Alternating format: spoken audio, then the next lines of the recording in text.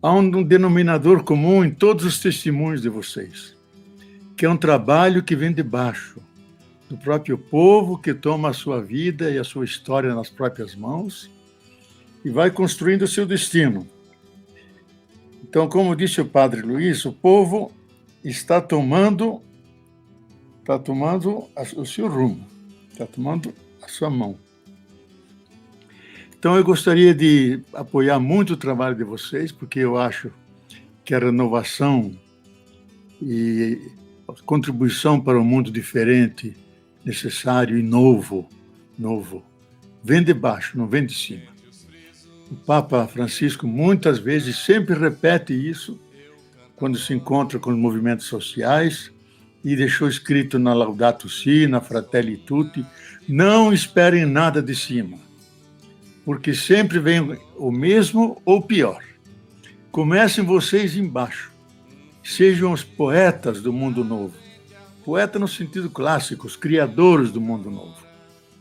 E lutem por esses 3 T's, que é terra, teto e trabalho, que são coisas sagradas. Terra para cultivar e morar, teto porque nós não somos animais, vivemos abrigados, e trabalho, que é a forma de nós conquistarmos a nossa subsistência, criar a sociedade, transformar a realidade. Então, é bom que vocês montaram esse papo consciente, porque centrado nessa questão da sustentabilidade, porque nós estamos passando por um momento em que todos os nossos conceitos, nossas visões de mundo vão mudar. Então, o coronavírus não é apenas um vírus, é um grande pedagogo.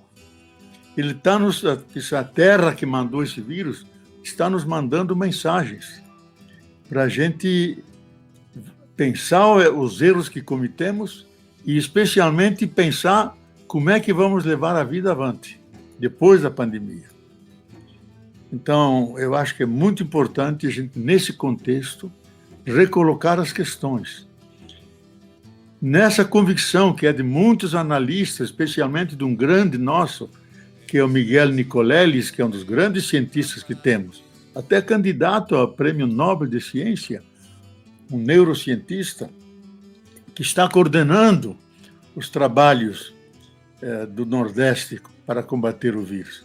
Ele diz: esqueçam o mundo antes do vírus. Nós não voltaremos mais ao antes.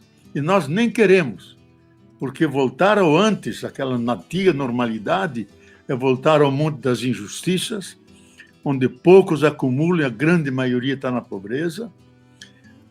É voltar ao saque sistemático dos bens e serviços da natureza e continuar com nossa destruição da espécie humana e da natureza. Então, praticamente toda a discussão está ao redor da ciência, da técnica, dos insumos, muito importante isso. Mas quase ninguém fala da natureza. O vírus tem que ter o seu contexto, ele não caiu do céu. E o contexto, qual é o contexto do vírus? Por que o vírus está aí? O vírus é consequência da sistemática irresponsável do ser humano, que avançou sobre a natureza e avançou destruindo e acabou com os hábitats, as casinhas, desses milhares de vírus que existem na natureza, nos animais, até nas plantas. E como eles perderam o seu hábitat, o lugar onde moram, saltaram para outros animais ou saltaram para o ser humano. Então, o coronavírus é culpa dos seres humanos. É resultado daquilo que se chama hoje, em termos mais técnicos, o antropoceno e o necroceno. Antropoceno significa quem ameaça a vida no planeta, seja a vida humana, seja a vida da natureza, não é um satélite que cai lá de fora, é o ser humano que se transformou no Satã da Terra, quando ele devia ser o anjo bom que cuidasse da Terra. E ele está eliminando por ano cerca de 100 mil espécies de seres vivos. E mais de 1 milhão está ameaçada. Então, não só o ser humano está ameaçando, ele está matando. Daí se fala do necroceno, a exterminação em massa de vidas. Só que agora está chegando em cima de nós. E há cientistas dos maiores, um deles, o David Kahneman, que participou da Roda Viva, que é considerado o maior pesquisador de vírus, previu o ebola, previu o coronavírus. Ele deixou um aviso: se vocês não mudarem a relação com a natureza, respeitando a natureza, se continuarem com a agressão e destruição, virão outros vírus, e talvez o grande vírus, contra o qual não haverá antibiótico, não haverá vacinas. Ele levará milhares, quem sabe milhões, quem sabe até a própria espécie humana. Ele deixou avisado. Ele dizia: eu sei que ele vem, não sei nem como nem quando, caso os seres humanos não mudarem a sua relação com a natureza, que não pode ser uma relação do punho cerrado para dominar, mas é a mão estendida da carícia essencial das mãos que se dão juntas, como vocês fazem na economia solidária, um junto com o outro, criando uma nova forma de produção que respeita a natureza, dá descanso a ela. Então, é nesse contexto que nós devemos repensar as nossas visões de mundo. Já o Einstein dizia: aquela visão do mundo que criou a crise não pode ser a mesma que nos tira da crise. Então, essa visão de mundo, que o ser humano é um pequeno Deus, dono da natureza, ela se acabou. Trouxe essa desgraça. Ele tem que se considerar, e é a tese central, a afirmação central da última encíclica do Papa, Fratelli Tutti, todos irmãos e irmãs, que nós todos somos irmãos e irmãs entre nós, irmãos e irmãs da natureza.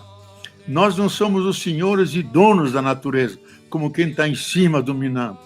Estamos ao pé dos demais seres, como irmãos e irmãs que se cuidam. E ele diz: ou nós fazemos essa passagem do dono, que se julga dono e proprietário da natureza, para irmão e irmã, ou fazemos essa passagem, ou então ninguém se salva.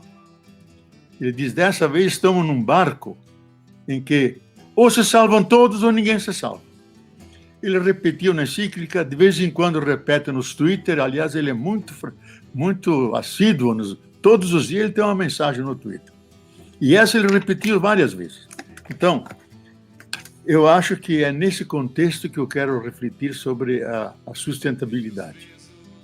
É um conceito antigo, já em 1713, pela primeira vez, um alemão criou um primeiro texto, que era um livro com o título Silvicultura Econômica. Ele viu que Portugal, Espanha, França acabaram com suas florestas, porque não conheciam o carvão, construindo casas, construindo os navios, queimando as coisas para cozinhar, para derreter o ouro, etc. E estava chegando na Alemanha, que tem as grandes florestas que continuam até no tempo dos romanos. Aí ele reuniu os príncipes, não havia Alemanha ainda, havia vários príncipes. Reuniu os príncipes, escreveu um livro, criou uma escola de silvicultura, que chamava. E vinha gente da Índia, da China, dos Estados Unidos a frequentar, e como tratar as florestas. E a tese básica dele é tratar com muito cuidado, sempre reflorestar. E aqui vem um pouco a visão colonialista dele. Se nós não conseguimos a madeira suficiente aqui, vamos nas nossas colônias, na África, na América Latina, pegamos de lá. De fato, eles fizeram isso e continuam fazendo até hoje. Mas ele teve a intuição: para cada árvore que se derruba, plante duas. Caso contrário, nós não vamos reflorestar, manter nossas florestas. Então, ele introduziu o conceito de sustentabilidade. Nachhaltigkeit, dizem os alemães. Mas o conceito não ficou universalizado pela Madame Brundtland, lá de Oslo, da Noruega, que trabalharam cientistas muitos meses, até que em 1978 lançaram um relatório chamado Relatório Brundtland, que diz: o desenvolvimento é sustentável quando ele atende às demandas da geração de hoje e está aberta a gerações futuras, para que elas também atendam às suas demandas. Eu, uma vez estando em Oslo, a Madame Brandon soube que um teólogo da libertação estava lá, e que no Brasil é pitoresco, não só tem as mulatas de Copacabana da praia, mas também tem teólogos da libertação. Ela veio falar comigo. Eu agradeci o trabalho dela e disse: Madame Brundtland, a sua definição de sustentabilidade é boa, mas é insuficiente. Ela levou um susto. Digo: olha, ela tem duas limitações. Ela só pensa no ser humano, é antropocêntrica. Atender às nossas necessidades. Não, tem que ser na necessidade de todos os seres. Segundo, não só pensar no ser humano, mas na comunidade de vida, nas plantas, nos animais, em todos os seres que vivem, que eles também têm direito, são criaturas da Terra e devem ser alimentados, e eles também têm direito a existir conosco sobre esse planeta. Ela levou um susto e me deu razão. Temos que alargar o conceito de sustentabilidade. E, de fato, até hoje, os que estão pesquisando isso e trabalham com um conceito muito mais aberto da sustentabilidade. Porque, só uma pequena observação crítica, que o conceito desenvolvimento sustentável é um conceito contraditório, porque ele se baseia sobre duas lógicas que são diferentes e contrapostas. O desenvolvimento que nós conhecemos, que é o capitalista, é um desenvolvimento linear, infinito, sempre mais e mais. Ai daquele país que não tem um crescimento do PIB, Produto Interno Bruto, cada ano. Na lógica da concorrência e no pressuposto que a Terra é um baú cheio de recursos infinitos que permite um projeto infinito. O Papa, na encíclica Laudato Si, diz: é mentira, usa a palavra mentira. É mentira essa pressuposição. A Terra é pequena, finita, não tolera um projeto infinito. E porque nós continuamos nisso, os países ricos, aqueles que têm um consumo suntuoso, continuam explorando a Terra, ela reage. Porque ela é viva, não é algo morto. Ela reage com aquecimento global, com eventos extremos, secas de um lado, grandes enchentes do outro, ativando todos os vulcões, tsunamis, terremotos, e agora mandando uma gama de vírus. O Zika, chikungunya, agora o coronavírus, e virão outros vírus. Então, é a maneira como a Terra reage, ela não aguenta mais. E aí é que nós temos que entra em jogo a questão da sustentabilidade. Então, o conceito de desenvolvimento é um conceito que tem a lógica linear. Sustentabilidade é uma lógica circular. Ela vem da vida, da ecologia, onde todas as coisas são independentes uma com a outra. Não é a concorrência, mas a cooperação de todos com todos, de tal maneira que todos possam evoluir e coexistir, porque um ajuda o outro, até o mais pequenininho é suportado e ajudado para que ele também exista, porque tudo que vive e existe merece viver, merece existir.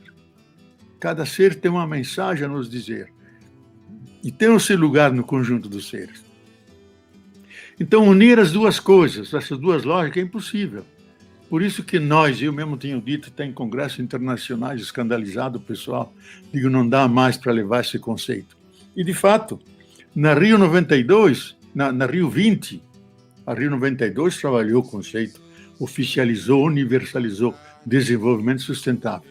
E se deram conta que o sistema nosso, global, capitalista, é absolutamente insustentável. Produz duas injustiças, uma ecológica, agredindo os ecossistemas, acabando com os bens e serviços da terra, e outra injustiça social, criando grande parte da humanidade pobre e um pequeno grupinho que acumula todas as riquezas da terra. Então é insustentável. Grande maioria não cabe dentro disso. E daí que a Rio +20 abandonou esse conceito, e aqui eu quero entrar um pouco nos vários modelos de sustentabilidade. Eles sugeriram a economia verde. Todo mundo achou uma grande coisa. E pode ser e como pode não ser. Pode ser na medida em que você refloreste as partes desflorestadas, mantenha a floresta em pé, tudo isso é ótimo. Mas esse projeto da economia verde não coloca a questão da desigualdade entre os seres humanos. Pelo contrário, pode significar o último grande assalto da humanidade sobre a natureza, porque eles aventam a possibilidade de você comercializar todas as coisas.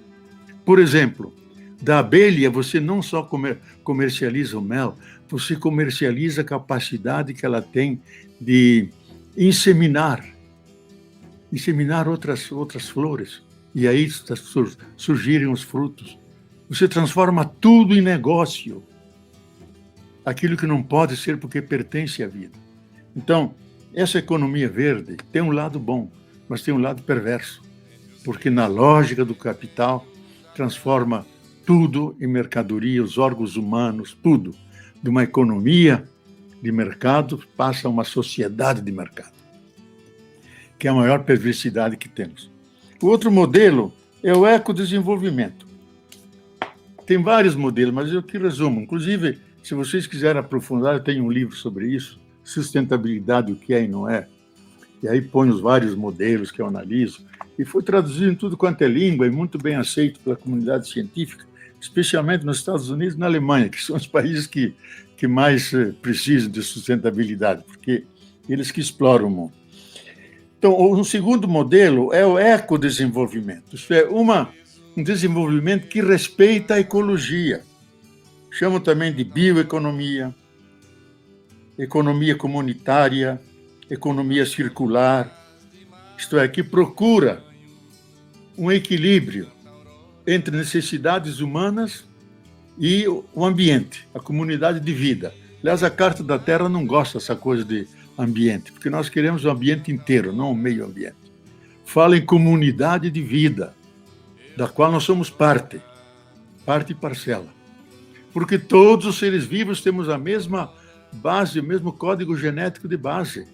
Somos todos irmãos e irmãs, não porque São Francisco disse, por um dado de ciência, temos todos os mesmos 20 aminoácidos, os mesmos 20 tijolinhos, os mesmos 4 cimentos diferentes, bases fosfatadas, com as quais combinamos as coisas.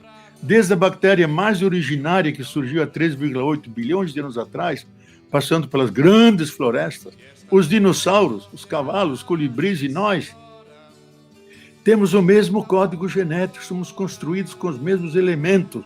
Por isso, somos irmãos e irmãs. A Carta da Terra vive dizendo isso, que é um documento que eu participei durante 8 anos, trabalhamos pelo mundo inteiro, coordenados por Mikhail Gorbachev, e que inspirou muito o Papa na sua encíclica, Laudato Si. Ele cita e me disse mesmo que eu ajudo, que esse texto é importante, porque ele parte disso, que é um laço de parentesco entre todos nós. Então, essa economia comunitária, bioeconomia, procura sempre preservar a vida e o equilíbrio entre os interesses humanos com suas necessidades e as capacidades e limites da natureza. Temos que respeitar os limites, porque ela não pode dar continuamente, você tem que dar repouso, tem que respeitar, tem que saber quando você não pode invadir demais os espaços. E nós invadimos todos os espaços. Nós ocupamos 83% de toda a Terra. E os 17% que não ocupamos, porque não dava. Não dá para ir no alto do Everest, não dá para ir no alto do Aconcagua, nas montanhas grandes, não dá. Mas senão nós ocupamos. Mas ocupamos destruindo, não é preservando, respeitando, considerando-nos como pequenos ditadores que fazem o que querem com a natureza. E ela agora nos deu uma lição. Eu acho que ela nos deu uma lição dizendo essa parada, esse isolamento social, não é fortuito, não é por acaso, é para a gente se recolher, fazer um retiro existencial e ver que futuro nós queremos. Porque já destruímos tanto que não podemos voltar. Temos que construir adiante. Mas da forma como construímos, podemos organizar nosso futuro, ou como diz um dos grandes observadores da cultura moderna, Zygmunt Bauman, que uma semana antes de morrer disse o seguinte: Ou os seres humanos se dão as mãos, colaboram entre si, ou nós vamos todos engrossar o cortejo daqueles que rumam, caminham na direção de sua sepultura. Na direção de sua sepultura. Nós não queremos isso. Mas depende de nós. Se nós não mudarmos, somos obrigados a mudar. Caso contrário, nós vamos parar na vala comum.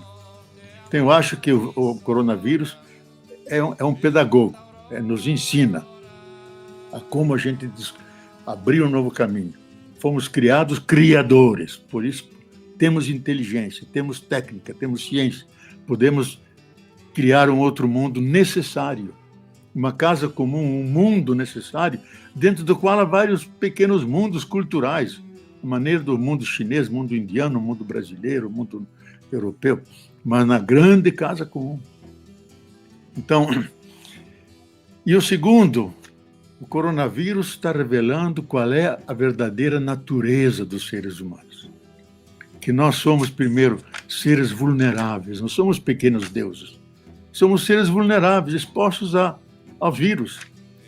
Somos seres que estão debaixo da imprevisibilidade. Quem previa isso? Esse cientista norte-americano disse: eu avisei todos os chefes de Estado que vinha um vírus brabo aí. Ninguém deu conta, porque diz, como não sabemos quando vem e quando não, a gente não investe nada. Todos foram pegos de calça curta, menos o Brasil, que temos o SUS. E a Inglaterra, que tem o SUS também. Mas não teve a Alemanha, não teve a França, não teve a Itália, não teve os Estados Unidos. Por isso morre mais gente lá do que aqui. Agora estamos empatando, porque aqui, com o negacionista que temos, ele é aliado do vírus, não é inimigo do vírus. Ele é aliado do vírus. Mas ele vai levar uma boa lição com a CPI que vem em cima dele. Eu acho que ele vai ser preso e levado direto para a prisão, ou mais ainda, para um hospital psiquiátrico, porque é um homem doente, ligado à morte e não à vida. Mas não quero falar disso. Mas é bom dar uma cutucada, porque não é possível. Temos que dar lugar à indignação, que é momento de verdade da nossa vida.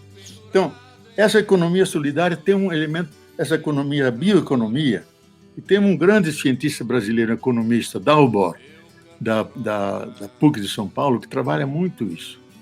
Vocês podem baixar todos os livros dele, Ladislau Dalbor, baixar pela internet, tudo de graça, vários livros, como Democracia Econômica, Bioeconomia, vários títulos assim. E vocês, terceira, que é a economia de Francisco, que é a economia solidária. É uma economia solidária onde o centro, o padre Luiz disse claro isso, o centro não foi o Newton que disse, foi o Newton. O centro é o ser humano e a sua felicidade, não o lucro. Porque quando o vírus caiu, foi como um raio em cima do capitalismo, que o centro do capitalismo é o lucro, nós colocamos a vida. Eles colocam a concorrência desenfreada, nós colocamos a solidariedade. Eles colocam a acumulação individual, nós colocamos a interdependência de todos com todos. Eles pregam o assalto sistemático da natureza, nós pregamos o cuidado da natureza. Eles querem um Estado mínimo, e nós vemos que nós precisamos de um Estado suficientemente apetrechado para atender às demandas dos seus cidadãos. E não o mercado em cima da sociedade, uma sociedade que tem o seu mercado adequado para ela. Mas eles queriam só mercado, não sociedade.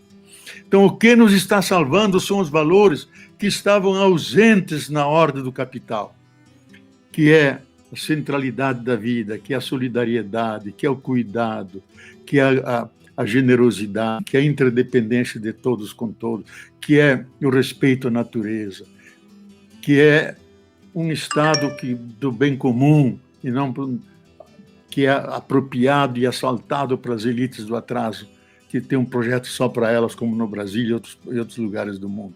Então, esses valores nos estão salvando. E sobre eles deve se construir a nova civilização. Então, essa economia solidária, é uma economia pós-capitalista, porque o centro não é mais o lucro.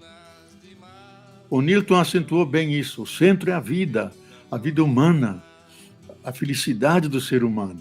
E a economia e a política a serviço disso. A Fratelli Tutti explora longamente isso e faz uma crítica feroz ao neoliberalismo. Então, ela se expressa pela agricultura familiar, pelas hortas comunitárias. Isto é, pelo trabalho sempre solidário, comunitário. Juntos criamos os meios para a vida e que não só sustentam a vida humana. Lógico, porque um cadáver não tem religião, não faz política. Sustentam a vida humana.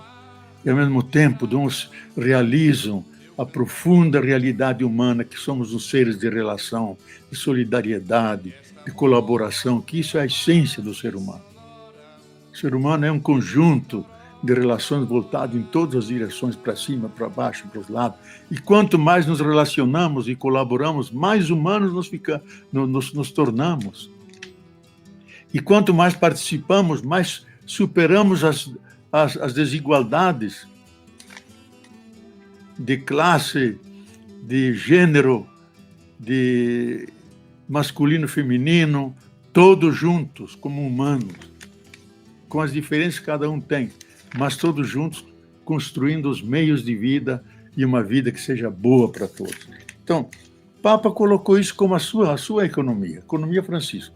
E quando ele quer reunir lá em Assis gente do mundo inteiro, ele não quer velhos, não quer economistas, quer jovens, porque eles carregam o futuro para criar um tsunami, uma onda grande de economia solidária para toda a humanidade como forma de garantir o futuro para a humanidade.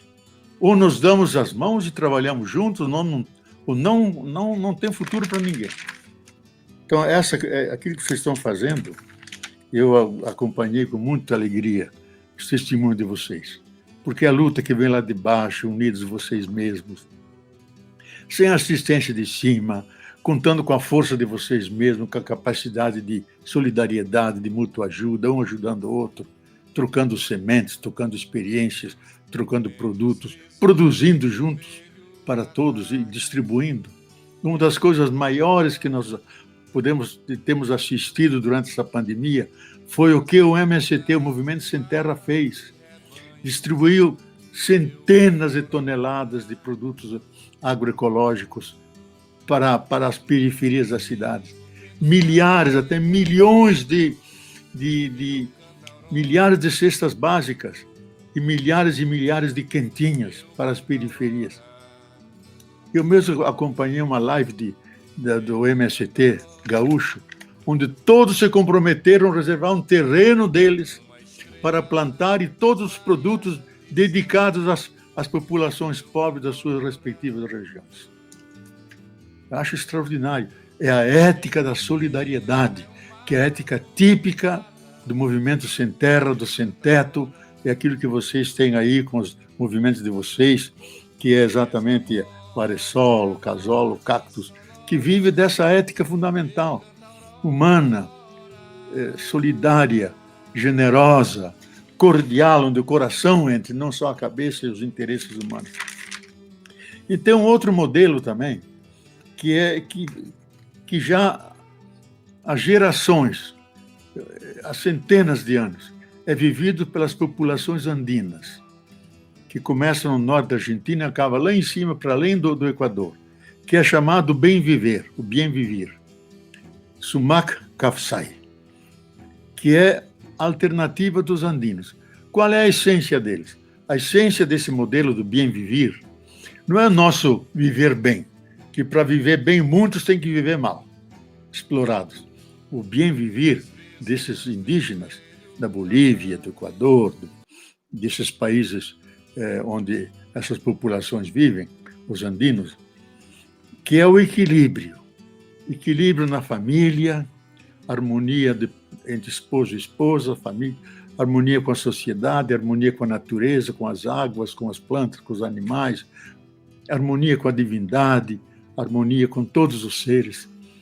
E eles têm uma economia do suficiente, não uma economia do enriquecimento, da acumulação. Produzir o suficiente. E dizem mais, a terra, a Pachamama, nos dá tudo. E nós só trabalhamos para ajudar a Mãe Terra. E assim reservamos tempo livre para conviver, contar nossas histórias, nossos mitos, a memória dos nossos ancestrais, fazer teatro, fazer pintura, conviver e gozar da alegria da existência humana.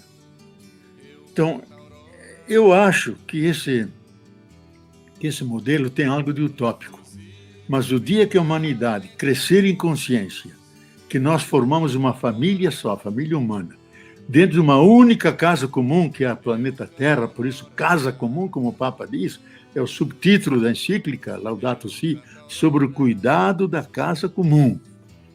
Quando tivermos consciência disso, eu acho que esse modelo do bem viver vai ser profundamente inspirador.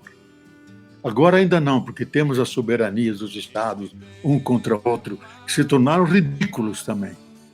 Porque se a Alemanha não tivesse socorrido os milhares de velhinhos italianos, teriam morrido.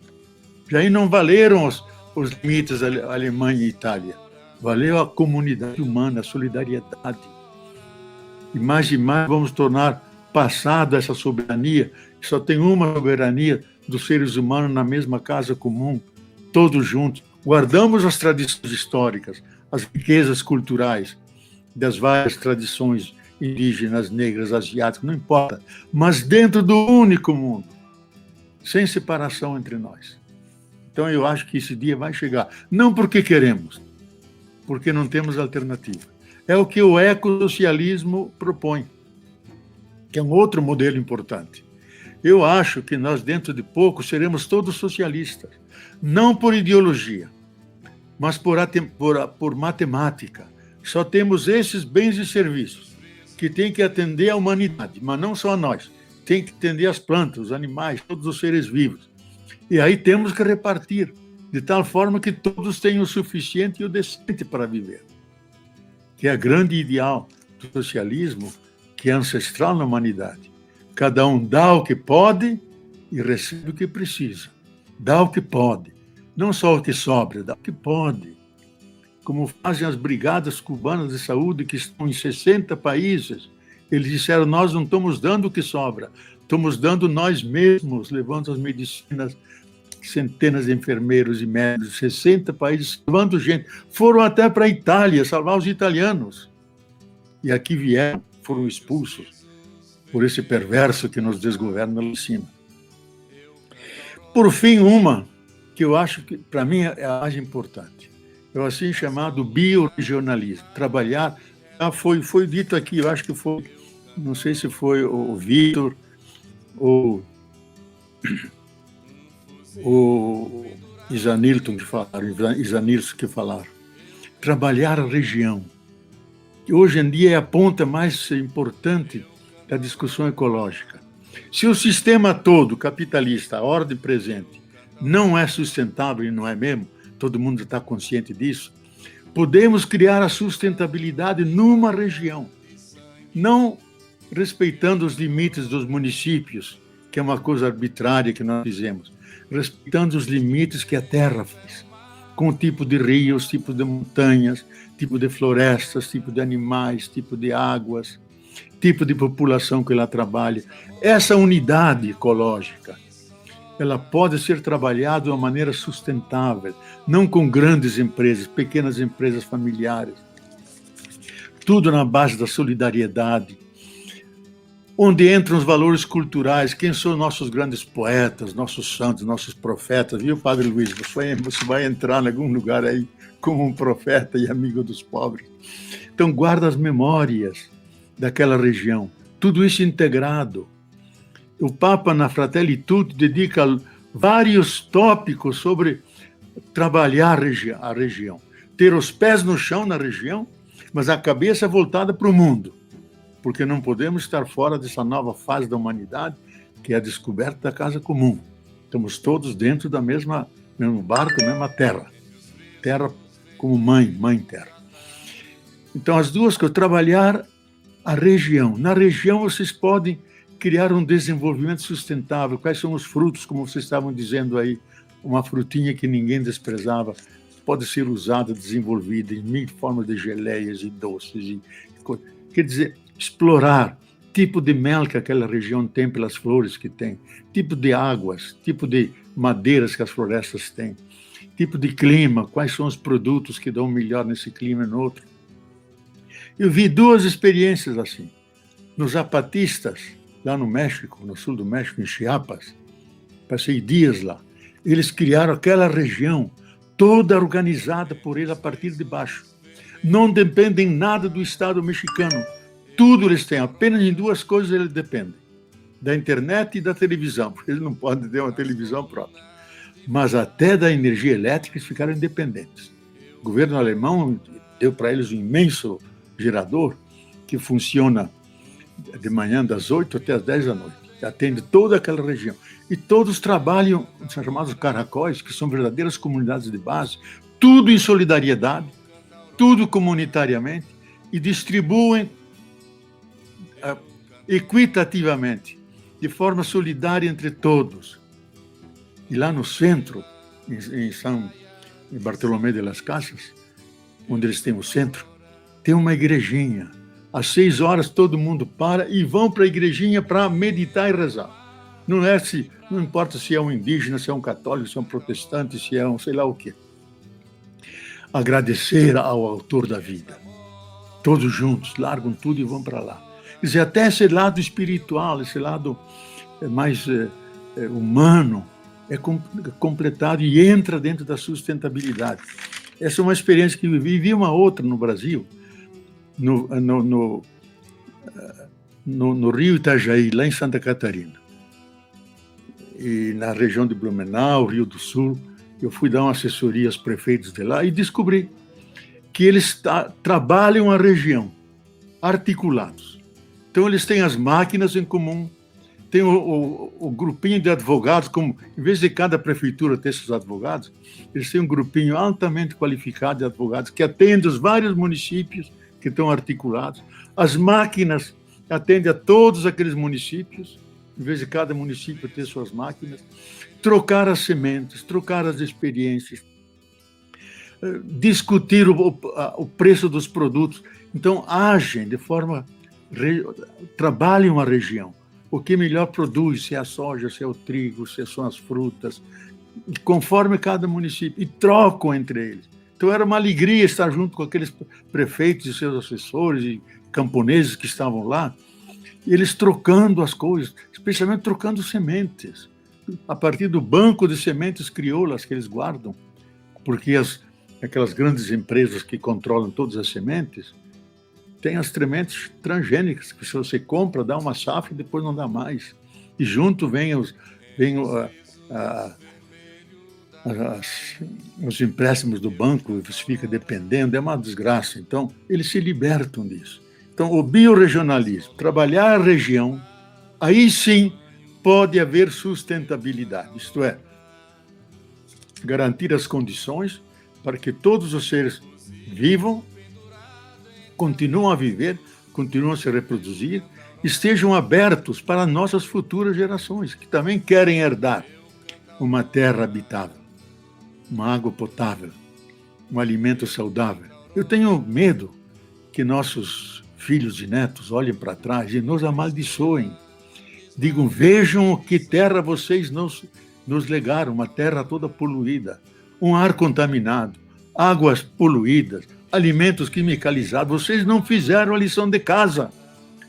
Nós não queremos ter a maldição de nossos filhos e netos. Queremos ser a bênção deles.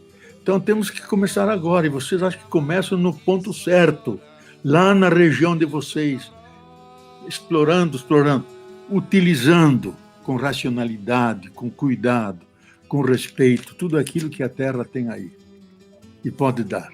E vocês juntos, também os valores espirituais, culturais, as cantigas de vocês, as músicas, as rezas, as procissões, as festas populares, festas religiosas, tudo isso integrado. De tal maneira que nós temos como resultado a alegria de viver e conviver. Porque esse é o objetivo da vida e de toda a política. Viver e conviver jovialmente, alegremente, agradecendo a vida.